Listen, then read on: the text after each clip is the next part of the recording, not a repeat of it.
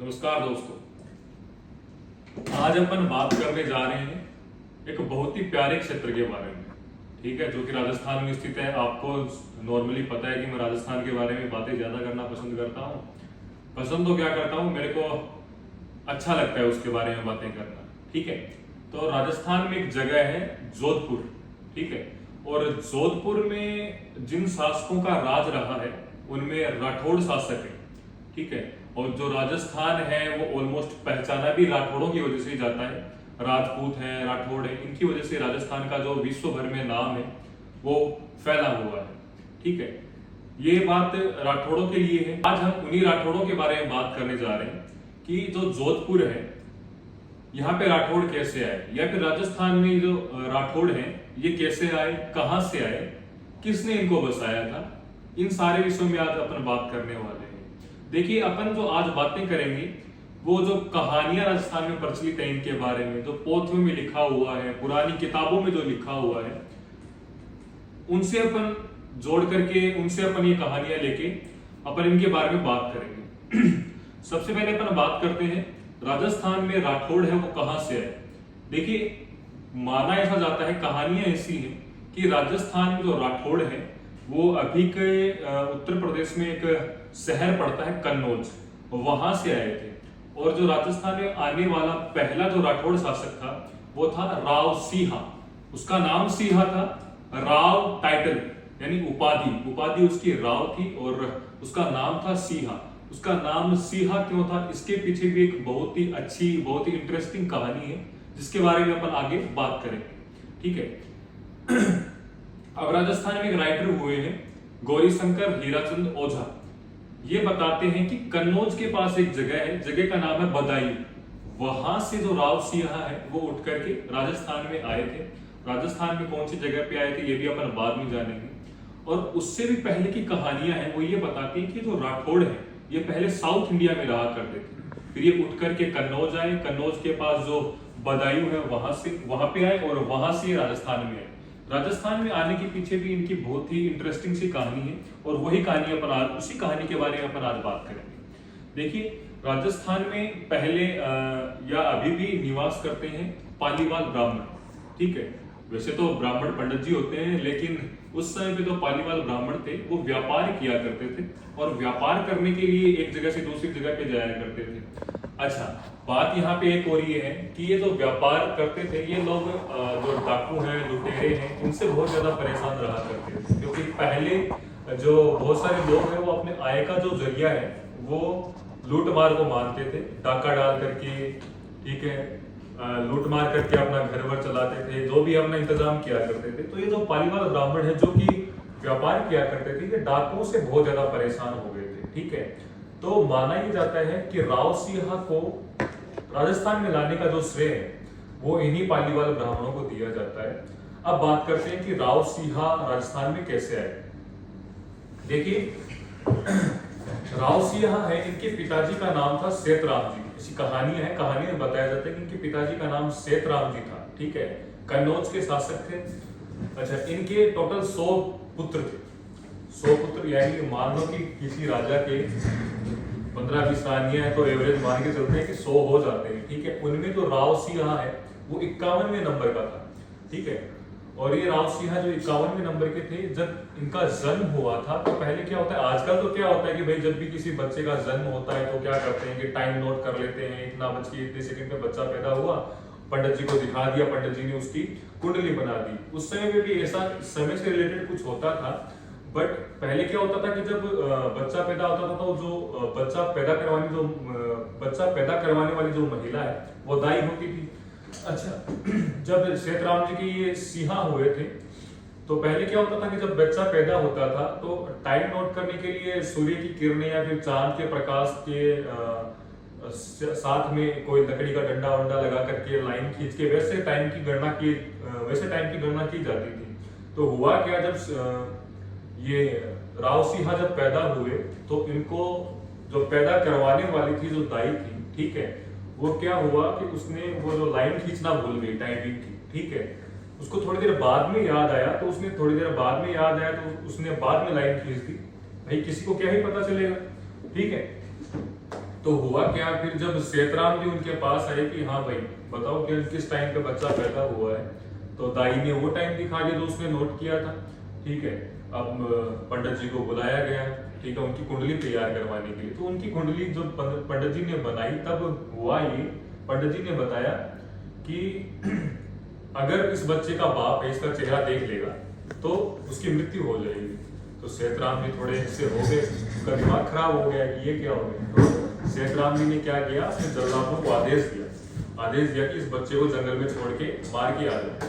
ठीक है, अब जब जो जल्लाद थे वो जंगल में बच्चे को लेके गए, तो जल्लादों को भाई 1 दिन का 2 दिन का जीव बेचारों को दया आ गई। तो उन्होंने क्या किया, एक शेरनी की गुफा में उसको फेंक दिया, बच्चे को फेंक दिया। अब शेरनी भी क्या थी, शेरनी ने भी अभी एक बच्चे को जन्म दिया था, और साथ में जो बच्चा है, जो राव सिंह है, वो लुढ़कते लुढ़कते उस बच्चे के पास चले गए। तो शेरनी को लगा कि ये भी मेरा बेटा है। ठीक है, तो उस राव सिंह को उसी शेरनी ने पाला, वो बड़े हुए। अब जैसे एक सिद्धांत है कि भाई मनुष्य है वो या फिर इंसान है, वो जिस वातावरण में रहेगा वो उसी आचरण को अपना लेगा। अब चूंकि राव सिंह है वो शेरों के साथ रहे थे बचपन से, तो उन्होंने जो शेर वाली क्वालिटीज थी उनमें वो शेर वाली क्वालिटीज आ गई। ठीक है, दहाड़ना, झपट्टे मारना, ये वाली। अब थोड़ा टाइम बीतता है, समय गुजरता है, तो हुआ क्या, वही तो पालीवाल ब्राह्मण थे, वो एक बार उस जंगल में से निकल रहे थे। तो जंगल में वो एक बहुत ही शानदार दृश्य देखते हैं, अजीब सा दृश्य देखते हैं कि 4-5 शेर हैं, तो उन शेरों के बीच में एक आदमी, उनमें लड़ाई हो रही है आपस में, और वो जो आदमी है, जो इंसान है, वो भारी पड़ रहा है उन शेरों पे, झपट्टे मार रहा है, उनके साथ खेल रहा है। ठीक है, और उन पे अच्छा भारी पड़ रहा है। अब उनका भी दिमाग खराब हो गया कि ये क्या सीन है। तो वो चले गए वहां से, फिर जाके सेतराम जी को बताया शहर में जाके कि साहब ऐसा ऐसा मान रहा है कि आपके शहर में शहर के जंगल में हमने ऐसा ऐसा कारनामा देखा है। ठीक है, तो ये बात वो जल्लाद भी सुन रहा था। तो जल्लाद ने बताया कि साहब अगर माफ करो तो एक बात बता दूं आपको। तो बोले हाँ बताओ, कि ये वही बच्चा है जो आपने जिसको मारने के लिए जंगल में भेजा था। ठीक है, लेकिन हमने इसको मारा नहीं, हो ना हो ये वही लड़का है। ठीक है, सेतराम जी चूंकि उसके पिताजी थे तो उनका दिल थोड़ा ऐसे नरम हो गया होगा।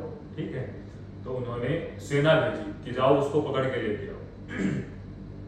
उसको पकड़ के लेके आए, थोड़ा भाई इंसानों के बीच रहा तो उनके आचरण भी उनके अंदर आ गए।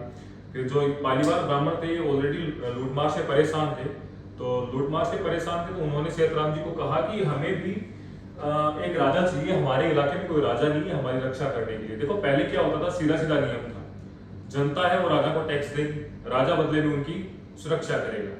ठीक है, ये एक सीधा सीधा नियम था, जनता टैक्स देती थी, बदले में राजा क्या करता था, सुरक्षा करता था। ठीक है, तो सेतराम जी से पालीवाल ब्राह्मणों ने आग्रह किया कि हमें एक राजा चाहिए जो हमारे क्षेत्र पे राज कर सके, हमारी सुरक्षा कर सके। तो सेतराम जी ने राव सिंह को उनके पास भेजा। तो राव सिंह है वो कन्नौज से पहली बार आते हैं राजस्थान के बाड़मेर में एक जगह पड़ती है खेड़, उस खेड़ को वो अपनी राजधानी बनाते हैं। इस प्रकार क्या होता है, राजस्थान में राठौड़ों का आगमन होता है और उसके बाद इनकी पीढ़ियां चलती हैं।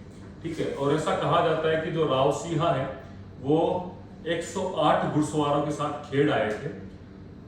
इस प्रकार से जो राजस्थान में राठौड़ों की वंशावली है वो स्टार्ट होती है और कालांतर में जाके काफी ज्यादा प्रसिद्ध होते हैं ये। और फिर आगे जाके इन्हीं के वंश में एक शासक होते हैं राव जोधा, जो जोधपुर की स्थापना करते हैं, जिसके बारे में अपन अगले वीडियो में बात करेंगे। अच्छा, जो राव सिंह है, ठीक है, चूंकि ये शेरों के साथ रहे थे और शेर को कहते हैं हिंदी में, शुद्ध हिंदी में सिंह। ठीक है, इसी वजह से इनका नाम क्या पड़ गया, सिंह। और राव इनका टाइटल था, उपाधि थी, इसलिए इनका पूरा नाम हो गया राव सिंह। और हुआ क्या कि पाली में एक जगह पड़ती है बिट्ठू, तो एक बार क्या होता है कि कोई लोग थे, लुटेरे थे, वो गायों को लूट करके ले जा रहे थे और उन गायों को लूट कर ले जाने में उन लुटेरों के साथ ये जो राव सिंह है ये युद्ध करते हैं और युद्ध करते हुए शहीद हो जाते हैं, मारे जाते हैं। अच्छा, जोधपुर में जो दुर्ग है, बड़ा ही फेमस दुर्ग है, प्रसिद्ध दुर्ग है, प्रसिद्ध किला है, किले का नाम है मेहरानगढ़। ठीक है, मेहरानगढ़ दुर्ग में एक राव सिंह की पेंटिंग लगी है, ठीक है। पेंटिंग किस टाइप की है? पेंटिंग ये है कि 4-5 शेर हैं और उन शेरों के बीच में एक आदमी है जो उन शेरों के साथ लड़ रहा है, ठीक है। ये पेंटिंग थी और अंग्रेजों का एक बंदा था, बंदे का नाम था रुडयार्ड किपलिंग। वो इस पेंटिंग को देखता है, 3-4 साल वो यहाँ पे मेहरानगढ़ में रहा था और कालांतर में जाके वो एक बुक लिखता है। बुक का नाम था द जंगल बुक, ठीक है। और इसी द जंगल बुक के लिए रुडयार्ड किपलिंग को साहित्य का नोबेल पुरस्कार मिला था। 1907 में साहित्य का नोबेल पुरस्कार मिला था। और ये जो रुडयार्ड किपलिंग है, ये पहला अंग्रेज था जिसको साहित्य में नोबेल का पुरस्कार मिला था, ठीक है। उसने द जंगल बुक जो बुक लिखी थी, उसमें कैरेक्टर है मोगली, जिसको सभी जानते हैं। आप सभी ने द जंगल बुक मूवी देखी होगी। उसमें कैरेक्टर है मोगली, जो है इंसान लेकिन रहता है जानवरों के बीच में, ठीक है। कालांतर में इस पे एक मूवी बनती है द जंगल बुक, जिसको बहुत सारे अवार्ड्स मिले, बहुत सारे नॉमिनेशन मिले और काफी प्रभावित करने वाली मूवी है, ठीक है। आप में से बहुत सारे लोगों ने वो देखी भी होगी, मैंने भी देखी है। और ठीक है, तो उसमें तो जंगल बुक में तो मोगली है, ठीक है। हो ना हो वो इसी राव सिंह से इंस्पायर कैरेक्टर है, क्योंकि सेम वैसी ही चीजें हैं इसके अंदर भी। जंगल में रहता है, जानवरों के बीच रहता है, सेम वैसे ही कपड़े पहनता है जैसे राव सिंह के बारे में बताया गया था, ठीक है। हालांकि बहुत सारे लोग इनके बारे में नहीं जानते, लेकिन मेरा पर्सनली ये मानना है कि ये जो कैरेक्टर है कि हाँ, वास्तव में ये राव सिंह से प्रभावित कैरेक्टर ही है। ये तो रही राव सिंह की बात।